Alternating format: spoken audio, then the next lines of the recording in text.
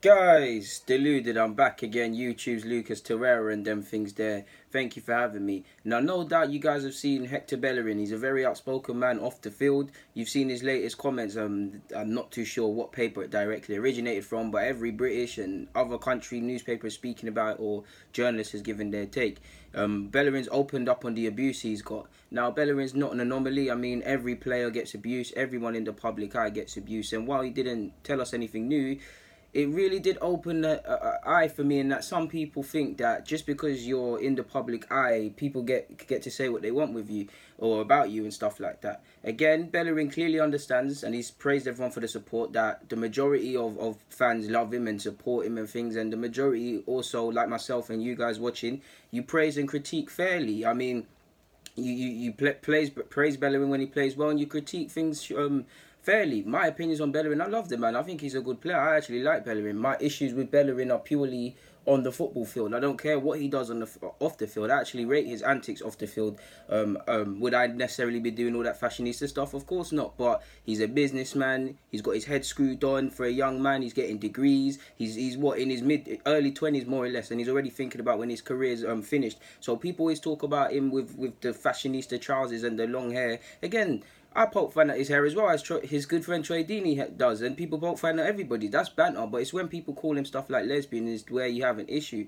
But yeah, man, like, you can see Bellerin is a good. You can see Bellerin's a decent player. For me, like I tried to say before I went off track, purely on the sporting front, defensively you're not good enough. You're not improving the way we need to improve. You're actually playing better in an offensive sense, but you're not improving. That's all fair. That's a fair comment. But it's, for me, when you see comments like lesbian and all of these things, it's harsh, man. He's been given a lot of homophobic slurs and a lot of just away from that. Well, you can invent your own where you've seen the abuse, and it isn't fair. But I guess you take the rough with the smooth. Now, you know that you get idiots saying he should just toughen up. In fact, he's actually said he's had to develop thicker skin, as you would. I mean, I'm nowhere near as known as Bellerin, and I've only got 4,000 subscribers. Big yourselves up, but I've had to develop thick skin to a degree. I'm a sort of person. I don't talk crud about no one unless I mean it or stuff like that. Or if I say something, I'm gonna say it in person, because I've seen from Facebook days people talk crud on them things and they get beaten up and stuff like that. Many people in life, pardon me, I honestly believe most people ain't been punched in the face, or ain't had a real scrap, because you wouldn't come online and talk this nonsense. We know with the anonymous nature of online and stuff like that, it gives people a platform, and there's just some people probably don't even mean what they're saying. They're just so upset and their life's so shit and they're so sad that they're just typing there in their mum's basement with all the acne across their face, just chatting crap in comments. Like, it's harsh. I mean, people will say he gets paid a lot, he gets this, he gets that, he should be able to deal with it. Of course, to a degree, that's true. You have to take the rough with the smooth. There's no way around it. Putting yourself in the public eye, you have to be prepared for your opinions to be critiqued fairly or unfairly, or anything you say, etc. But it's like, people seem to forget he's human. Like, you react. Guys can just tweet a casual tweet like we all do. Like, I don't know, I like lemonade. Then people are like, why do you like lemonade? You're gay, you're lesbian, you're shit footballer, you shouldn't play for Arsenal, cut your hair, etc. These things are tedious, and things like that. And it's harsh on the man. Nobody deserves things like that. Like, nobody, not even just Bellerin, nobody. Even people that aren't on YouTube. We know, for me, I always say, social media can one day be used for some great stuff. People already is used. I mean, especially when you look at businesses and companies doing people dirty, you're now aware to companies' unlegit practices. But I do believe until social media develops some empathy or stuff like that, it can't be used for the greater good, because people haven't got empathy. If you, sadly, it's sad to say, but if you were suicidal and you needed help and you went on Twitter, there'll be many people that want to help you, but equally people will egg you on to kill yourself. It's that sad. It's really that sad. And part of me feels, I don't want it to become like Big Brother or Black Mirror stuff in society's watching us, but part of me feels, if you get rid of the fact that the internet's anonymous, and to a degree you're aware of who is saying what, when, and think, or something of that line, people be easy, because you could turn up at guys' yards and it'd be different. Like, he's obviously had to develop thick skin. Like, for me, I don't really care about his on-field antics as long as he's living right and his performances match up. I mean, people critique stuff like, I see a man that is incredibly intelligent, thinking about his future, investing with things away from his future. He's trying to improve. I mean, from the abuse he's had to take from Arsenal fans, some warranted, in fact, no, so criticism is warranted, the unwarranted abuse and the personal remarks, and I'm all for critiquing people on the sporting front, but when you get personal, it's sad.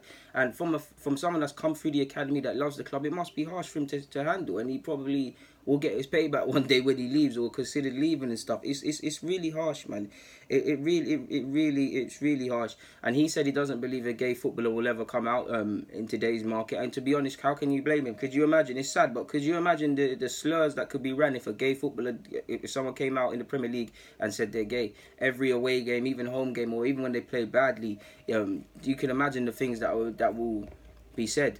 Society has progressed a long way, so a lot of these derogatory terms and comments about certain people and certain walks of life and choices can't be said. But football brings out a lot of these slurs. You see the racism, you see the homophobism. Sometimes you don't really see fighting and that, but we've all seen the stuff on Twitter, and we've even seen someone throwing piss. You see people just moving dumb, really and truly.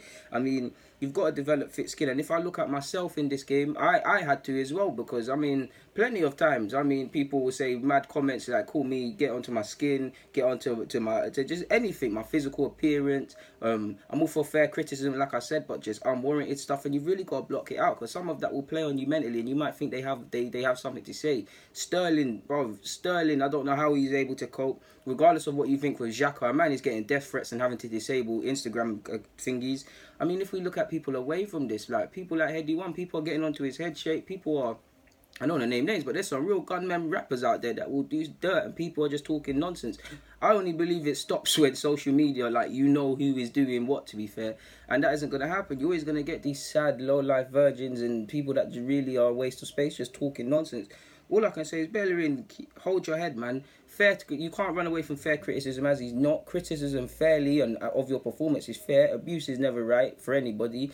It is what it is. I'd like to say it will stop. It's never going to stop it. Arguably, it'll get worse, Bellerin, because to a degree, I do think Bellerin's a scapegoat. He has been playing poor, generally speaking, the last couple of years, but I do think he's a scapegoat, man. And when you know football is filled with agendas and these things, people, but I've got nothing more to add on that front. Guys, deluded, get in the comments, subscribe, and do the rest if you wish, man. I'm out.